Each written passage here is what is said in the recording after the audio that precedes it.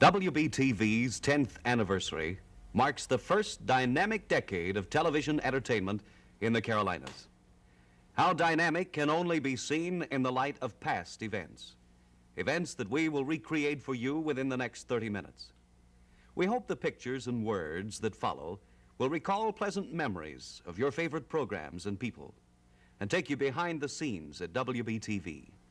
It all began on July 15th, 1949 at 12 noon. People crowded the streets in front of TV store windows. Officials of the Jefferson Standard Broadcasting Company waited before a dark television set with fingers crossed.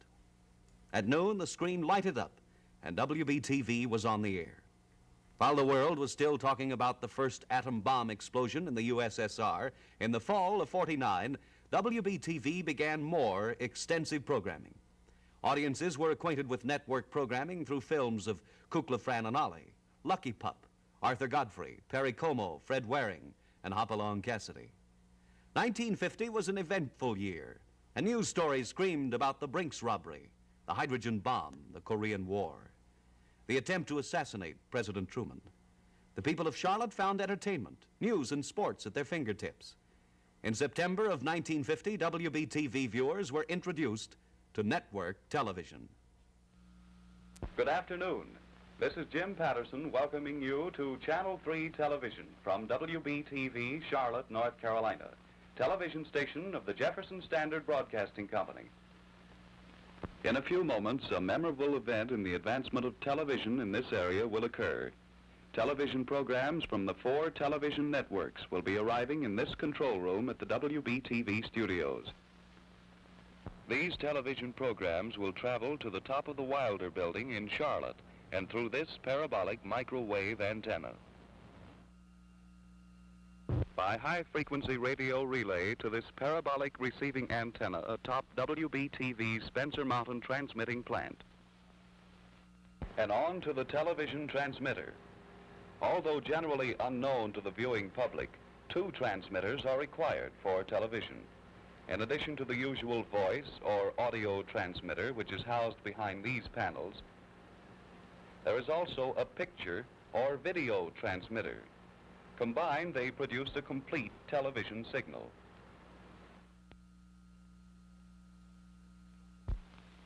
Through these transmission lines, both sound and picture travel to the base of the tower. Then up it goes. Almost 600 feet from the ground, 1,850 feet above sea level to the very tip where television programs begin their flight through space to your television set, to your family circle.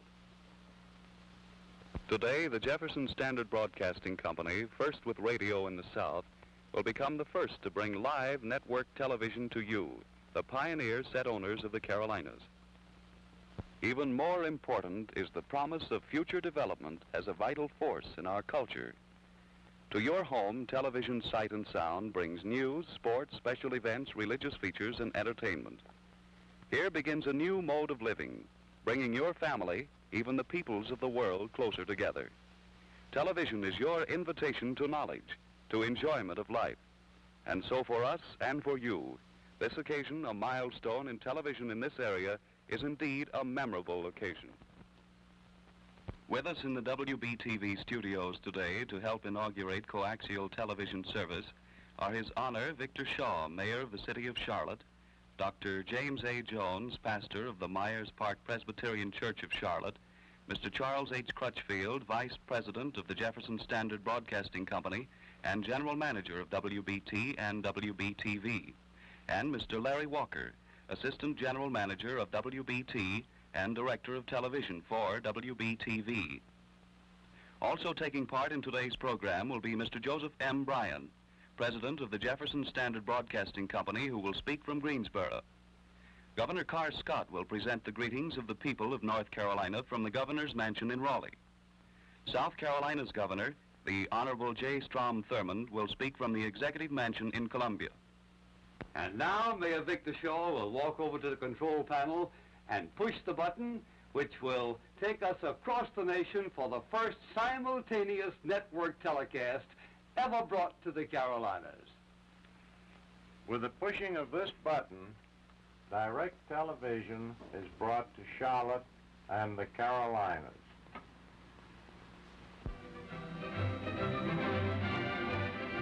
A capacity crowd of over 56,000 people saw these two great teams meet at South Bend, Indiana. Coach Frank Leahy's Fighting Irish will be out to extend its winning streak of 39 straight games without defeat, a modern football record. The Irish have not lost a game since 1945. And to be sure, you can bet that Carl Snavely's Tar Heels will be out to shatter this great record. The weather at South Bend is warm and humid with a cloudy, overcast sky. And the famous Notre Dame band is on the march, and they step lively downfield.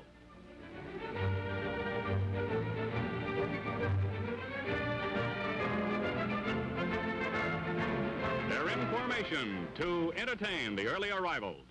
The Tar Heels stick to their razzle-dazzle. Wallace shovels out to Bill Hayes, yards to the Notre Dame 42. With time running out on the Tar Heels, they go to the air. Dick Bunning runs wide to his right.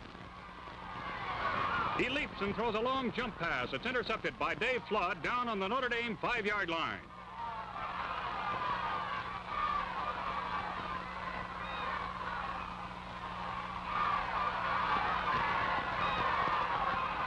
There's barely time for one play, and it looks like a Notre Dame victory. And it is. The game is over. Notre Dame makes it 39 straight, beating North Carolina 14-7. On September 4th of 1951, transcontinental television was inaugurated with President Truman's address to the Japanese Peace Treaty Conference in San Francisco. On September 30th, WBTV began local live operations.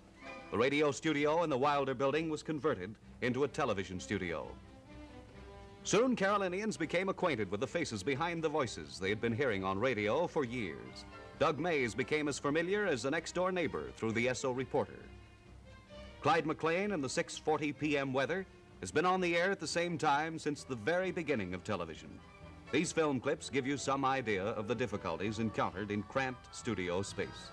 But regardless of the studio space, cloudy became a household word through the Carolinas, and thousands depend on his forecast daily. Set-changing time was a time of mass movement and confusion. Here, the production crew prepares to set up the Arthur Smith program, WBTV. Scenery was stacked in the hall outside the studio entrance in the Wilder Building. As soon as the news and weather were finished, well, the change started. Prop and set storage space was non-existent in the studio. They were stored in the basement of the Wilder Building and in a building on 2nd Street, then transported by truck to the studio. Lighting and setting were strictly makeshift.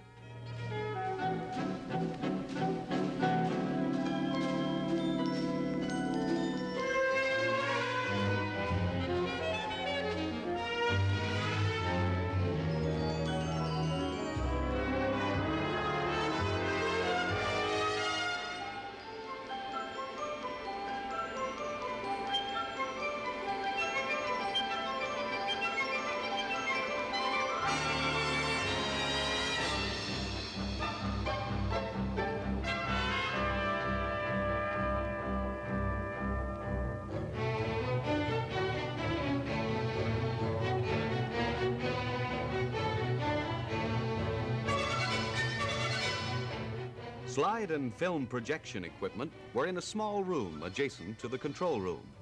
But despite all the difficulties, the program somehow got on the air. There was one slide projector in the Wilder Building projection room, along with 2 film projectors. From this studio space, such programs as Tap the Barrel, Shop by Television, Carolina Cookery, Nocturne, Synopsis, Money to Burn, and countless others were born.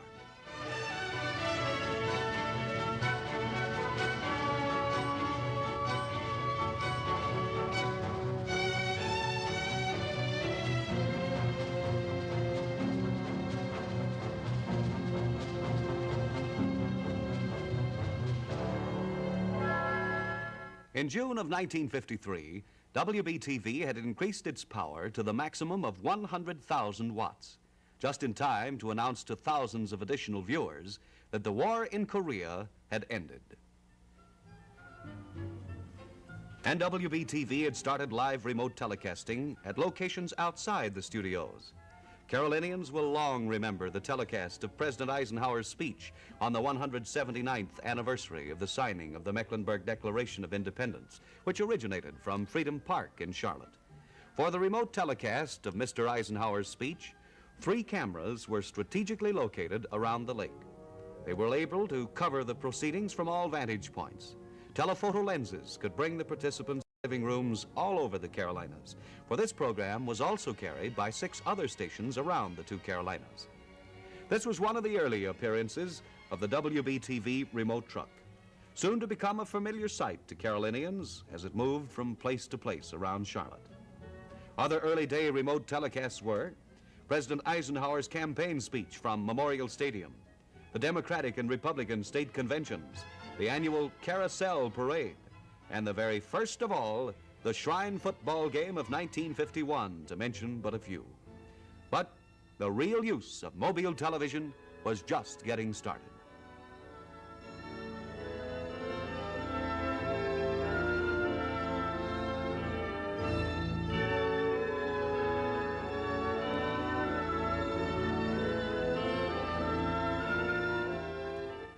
In January of 1954, the Nautilus, the first atomic submarine, was launched. In May of that year, WBTV launched color test patterns with a view toward carrying compatible color as soon as feasible. The first color film was transmitted on August 24th. That same year, the Senate voted to condemn Senator McCarthy for contempt on December 2nd, 1954. And at that time, WBTV News reports carried the full details and also announced a United Appeal telethon on December 18th and 19th. 4 months later, WBTV and WBT Radio were ready to move into their new quarters.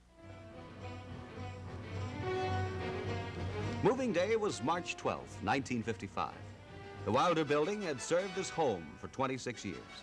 Now radio listeners all over the eastern United States, televiewers in 5 states, were to be served from number 1 Jefferson Place. Over 10 years of active planning went into the move. J. Norman Peace and Company served as architects for the building after basic plans were designed by WBTV personnel under the direction of Thomas E. Howard, Vice President of Engineering. The first detailed plans were drawn up in 1953. Ground was broken January 24th, 1954. The building was erected in a slightly more than 3-month period, or rather 13 months, at the cost of $1.25 million. Containing 1,000 square feet, the building is located on a 6-acre tract of land. Susie McIntyre's popular Carolina cookery now had room to stretch in, along with the other familiar WBTV local programs. 2 television studios measuring 40 by 40 and 40 by 60 feet were available for ever-growing local endeavors.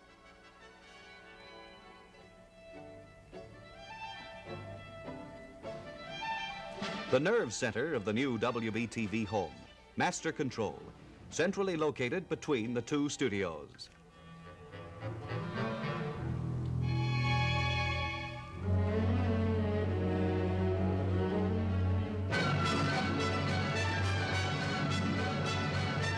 Film projection room, large, airy, efficiently designed, a far cry from the old one. Here there is dual color equipment with provisions for 4 slide projectors and 4 film projectors.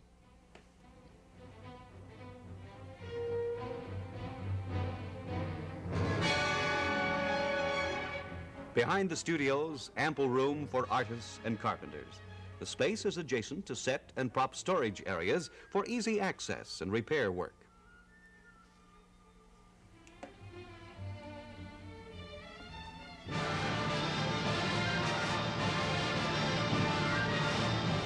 Plenty of room for future expansion here. On opening day, Charles H. Crutchfield answered a reporter's questions about the new building and the years of planning that went into it. We started thinking about it, I would say, when Jefferson Standard bought the company from CBS back 1945. We started planning for it about 7 years ago, and we actually got to the blueprint stage about 2 years ago. Well, it feels mighty good. I guess we feel like a family moving out of a favorite neighborhood. We've been in the Wilder building for since 1929, but out here we will have room, particularly for television. We think it's a much more functional, a much more operational building than any we've seen, and we're pretty excited about it. We're hopeful, though, that our viewers and listeners will wait until we at least settle down. Our formal opening will be the 13th of April, Jefferson's birthday. We think that is significant, and also the 13th of April is the day WBT started on the air 33 years ago. So after that dedication of the building, we will have regularly scheduled tours. In the meantime, we hope that not too many people will expect to be shown around, because we're going to be pretty busy out here for a while. And literally thousands of Carolinians did visit the new WBTV home. Fulfillment Week was climaxed by a special program which was emceed by Warren Hull, here greeting Mr. and Mrs. Crutchfield. Mimi Benzel was another featured guest on the program, along with civic, state, and business leaders. In October of 1955, WBTV kicked off the United Appeal campaign with an hour-long telecast. Master of Ceremonies Bobby Sherwood decided to throw away the script in this first United Appeal show, which was to become an annual WBTV feature. Each year, the drive has gone over the top. Along with a big-name talent, WBTV's own have contributed their talents, like singer Bob Williams. Master of Ceremonies Bobby Sherwood was here 3 years. Local and state dignitaries. Singer Bob Everly. Singer Helen O'Connell. Charlotte Mayor James S. Smith, all with one purpose in mind. A purpose outlined by Dr. George Heaton: to push the United Appeal fundraising drive even higher. United begins with you was a slogan indelibly stamped all over the Carolinas via television.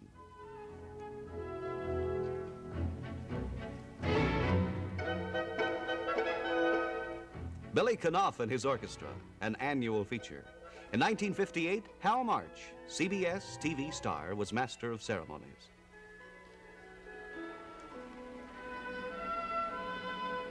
And along with Hal March, singer Denise Lohr.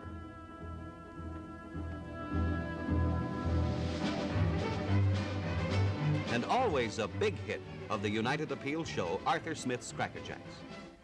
These programs were some of our proudest moments. The many kind things you've said regarding these and others mean a great deal to us here at WBTV. One program that brought most response from you was a very special Easter offering, which was repeated 3 times and climaxed. It is the never-ending time of all fulfillment, the great, the glorious time of Easter. Flowers bloom. Again the earth is new, calm rivers flow, and forever the gates of glory beckon. The risen Lord still lives. Rejoice, rejoice, triumphant people, and be glad. Our Lord is with us yet.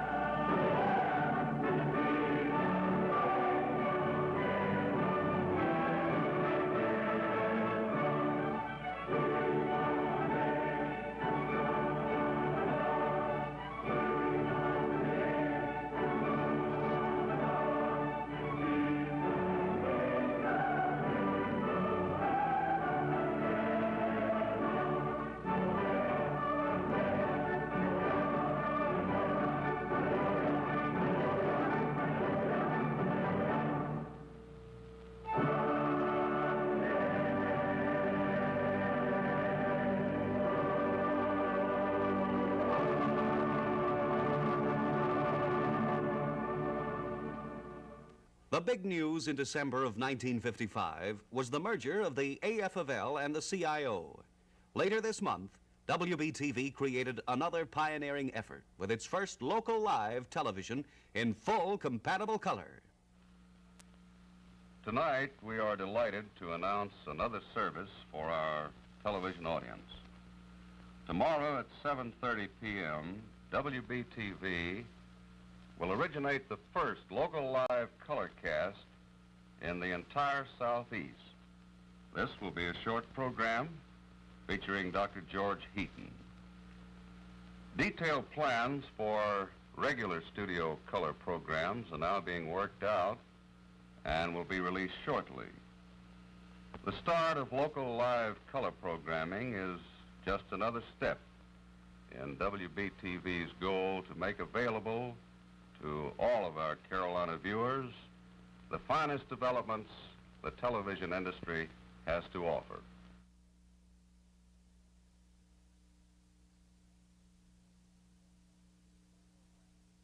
No one ever regarded January 1st with indifference. It is a time when many old things pass away, and a time when there is high expectation for the beginning and inauguration of new things. And so it is with us on this New Year's Eve. It was my pleasure to be co-MC along with Barbara Bender on Spectrum. It was our first regularly scheduled program in compatible color. Today, the Betty Feeser Show is regularly seen in color.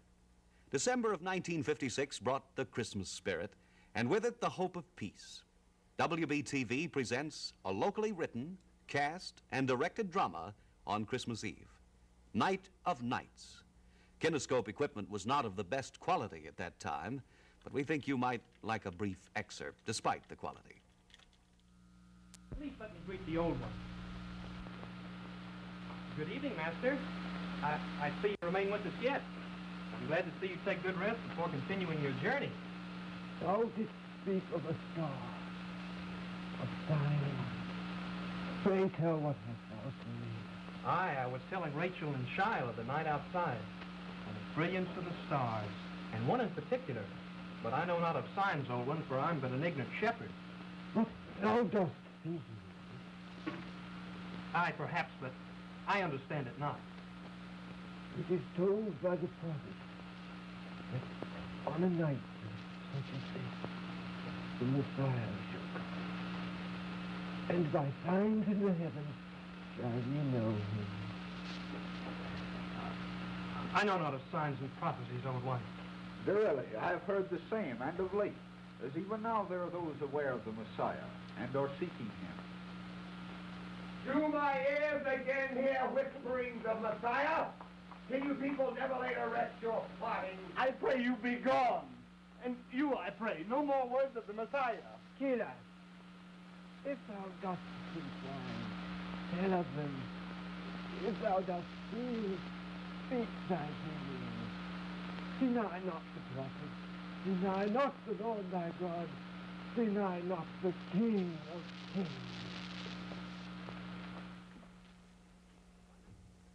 By 1958, WBTV was telecasting periodically from the Charlotte Coliseum. In September, native Charlottean Dr. Billy Graham came home to conduct a crusade. Charlotte's Coliseum and Dr. Graham were watched coast to coast 5 weeks on a network of some 90 TV stations. WBTV originated the telecasts for the ABC network.